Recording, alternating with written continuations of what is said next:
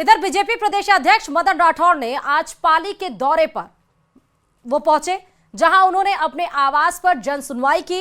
बड़ी संख्या में पहुंचे ग्रामीणों की समस्याओं को सुना गया और इस दौरान ग्रामीणों ने पेयजल और बिजली से संबंधित शिकायतों का अंबार भी लगा दिया।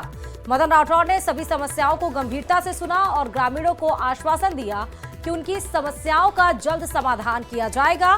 तो वहीं संबंधित अधिकारियों को त्वरित निराकरण के निर्देश भी दिए।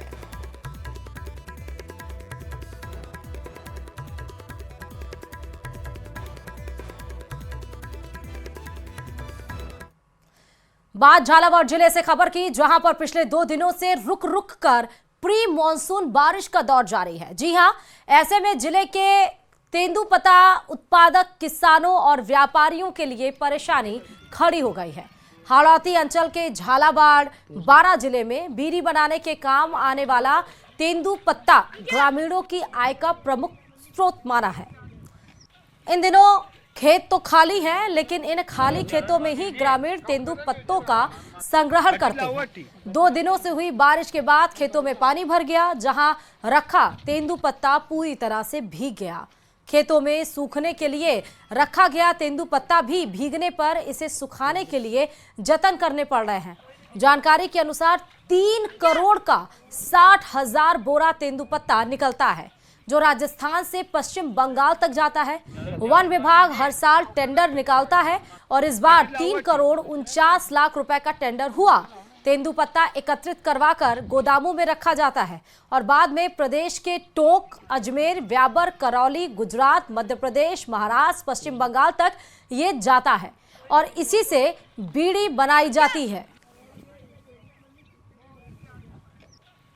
यहाँ रात को बारिश आई, जो आधे से ज़्यादा पत्ता खराब हो गया। फिर कुछ नहीं, अब निकाल रहे बाहर, नुकसान हो गया, जो पानी हो गया, जो बाहर निकाल रहे हैं। अब किसी काम का नहीं है, फिर भी निकाल रहे बाहर, जो होगा वो देखा जाएगा।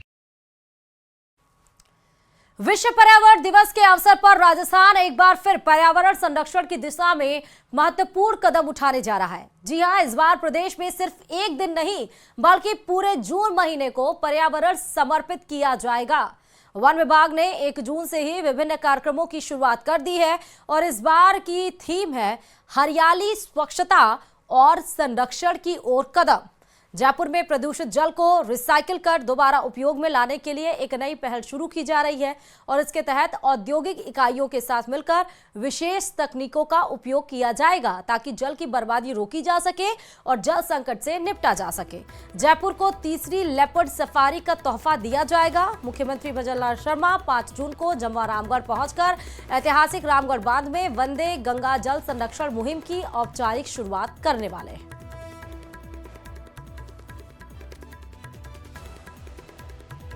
विश्व पर्यावरण दिवस मनाया जा रहा है। राजस्थान का वन विभाग केवल एक दिन नहीं, बल्कि लगातार इससे जुड़े हुए कार्यक्रम कर रहा है।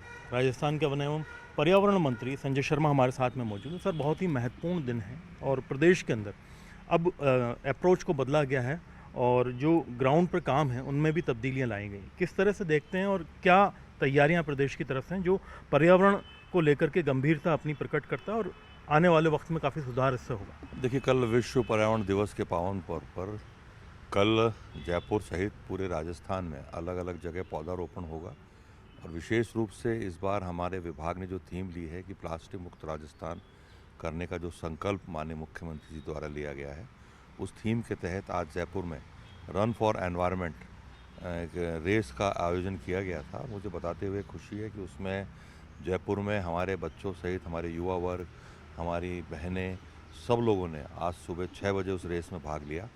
और आने वाले समय में किस प्रकार से, क्योंकि पॉलीथीन एक ऐसी बड़ी समस्या है, विशेष रूप से जो प्रतिबंधित पॉलीथीन है, जिसके कारण हमारा पर्यावरण भी खराब हो रहा है और साथ ही साथ कई बीमारियों का जनक वो पॉलीथीन है। उसको लेकर के आम जन में एक जन जागरण अभियान चला जाएगा। साथ ही साथ उनको प्रेरित किया जाएगा कि जिस प्रकार से पहले हमारी माताएँ, विशेष रूप से हमारी बहनें, जब घर में कपड़ा बच जाता था तो उसको थैले के रूप में बना करके, और आपको और हमको भी अनुभव है कि हम जब छोटे थे, बाल्यकाल में जब हम स्कूल जाते थे, तो हमारी माँ हमको कपड़े का थैला दे करके सब्जी लाने के लिए कहा करती थी। तो हमारा सबका प्रयास ये रहेगा कि जन जागरण अभियान के माध्यम से हम एक अवेयरनेस आम जन में लाएं कि पॉलीथीन का उपयोग ना के बराबर करें, बिल्कुल भी ना करें और पर्यावरण को शुद्ध करने में अपनी महती भूमिका राजस्थान का आम जन करे। वन एवं पर्यावरण मंत्री संजय शर्मा, प्रदेश के अंदर वन एवं पर्यावरण को लेकर के जिस तरह से बदलाव किए गए हैं, बड़े एक्शन लिए गए हैं, इससे ये माना जा रहा है कि निश्चित तौर पर बड़ी तब्दीली प्रदेश में दर्ज की जाएगी। हाल ही में फॉरेस्ट सर्वे ऑफ इंडिया की जो रिपोर्ट आई है उसमें प्रदेश के अंदर हरियाली का प्रतिशत बढ़ा हुआ दर्शाया गया है। कैमरा पर्सन दिलीप चेची के साथ में अरबाज अहमद, न्यूज़ 18 के लिए जयपुर से। और इधर जयपुर बांदीकुई एक्सप्रेस वे पूरी तरह बनकर तैयार हो गया है और अब टोल की दरों का भी निर्धारण हो चुका है। हालांकि एक्सप्रेसवे को अभी तक शुरू नहीं किया गया है, लेकिन जयपुर बांदीकुई एक्सप्रेसवे दिल्ली मुंबई एक्सप्रेसवे से पूरी तरह कनेक्ट हो चुका है। यह एक्सप्रेसवे 67 किलोमीटर का है। जयपुर बांदीकुई एक्सप्रेस की टोल दरें भी जारी कर दी गई है। अगर आप एक्सप्रेसवे पर जयपुर से कार या जीप से जा रहे हैं तो आपको 150 रुपए टोल देना पड़ेगा। बस ट्रक को 510 रुपए का टोल टैक्स देना पड़ेगा।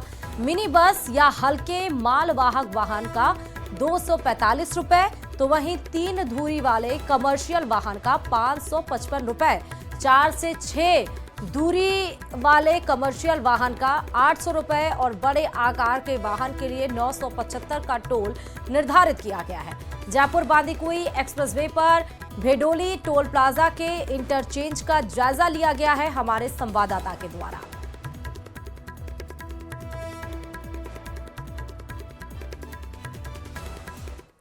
जयपुर बांदीकुई एक्सप्रेसवे कुछ ही दिनों में जनता को समर्पित होने वाला है। वर्तमान में कार्य पूरा हो चुका है, इक्के दुक्के वाहन भी चलना शुरू हो गया है। वहीं NHAI ने टोल का निर्धारण भी कर दिया है।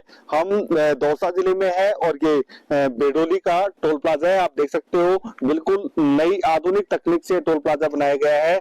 इसमें जो फास्टैग का सिस्टम है वो सीधा कैमरे से उसको स्कैन किया जाएगा और उसके बाद में फास्टैग काटा जाएगा।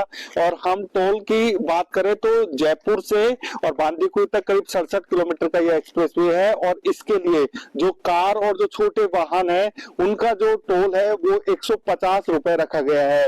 वहीं बसों की बात करें तो बस और जो बड़े वाहन है उनका जो टोल है वो 510 रुपए रखा गया है। साथ ही जो बड़े वाहन है, जो मालवाहक वाहन है, उनका जो टोल है वो 900 रुपए से अधिक है। कुल मिलाकर ये कहा जा सकता है कि टोल की दरें निर्धारित हो चुकी है और अब बस इंतजार है इस जयपुर बांदीकुई एक्सप्रेसवे के शुरू होने का। बताया जा रहा है कि निर्माण कार्य पूरा हो चुका है, सब कुछ ठीक ठाक रहा तो कुछ ही दिनों में यानी 1 से 2 दिन में या 3 से 4 दिन में यह एक्सप्रेसवे जनता को समर्पित कर दिया जाएगा और लोग यानी राजधानी जयपुर इसके आसपास के लोग दिल्ली मुंबई एक्सप्रेसवे से कनेक्ट होंगे। राजधानी दिल्ली जा सकेंगे, वडोदरा जा सकेंगे, मुंबई जा सकेंगे। यानी ये कहा जा सकता है कि अब जो जयपुर से अन्य बड़े शहरों की जो दूरियां हैं वो कम होने वाली है। आशीष शर्मा, न्यूज़ 18, बेडोली, दौसा। पीएम मोदी जल्द ही चिनाब नदी के ऊपर बनाए गए दुनिया के सबसे ऊंचे आर्च रेलवे चिनाब ब्रिज का उद्घाटन करेंगे और इसी के साथ ही कटरा से संगलदान के बीच 63 किलोमीटर के इस हिस्से पर भी ट्रेन कनेक्टिविटी शुरू होने के बाद कश्मीर से कन्याकुमारी तक ट्रेन कनेक्टिविटी का सपना भी साकार हो जाएगा। 272 किलोमीटर लंबी रेल लाइन वाले उधमपुर श्रीनगर बारामूला रेल लिंक परियोजना के तहत बनाया गया यह चिनाब ब्रिज 22 साल में बनकर पूरा हुआ। फिलहाल इस रूट पर 8-8 कोच की ठंड के मौसम के लिए स्पेशल डिजाइन की गई 2 वंदे भारत ट्रेन चलाई जाएगी। यह ब्रिज एफिल टावर से भी ऊंचा है। यह ब्रिज 266 किलोमीटर प्रति घंटे की रफ्तार वाले सुपर साइक्लोन जैसी आंधी, रिक्टर पैमाने पर 8 की तीव्रता वाले भूकंप और फ्लैश फ्लड के दौरान भी सुरक्षित रहेगा।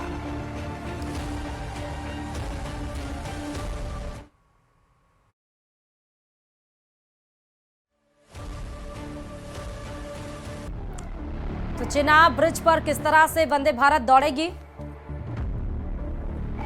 उसकी तस्वीरें आपको दिखाई पड़ रही हैं। 272 किलोमीटर का ये ब्रिज बनकर तैयार है।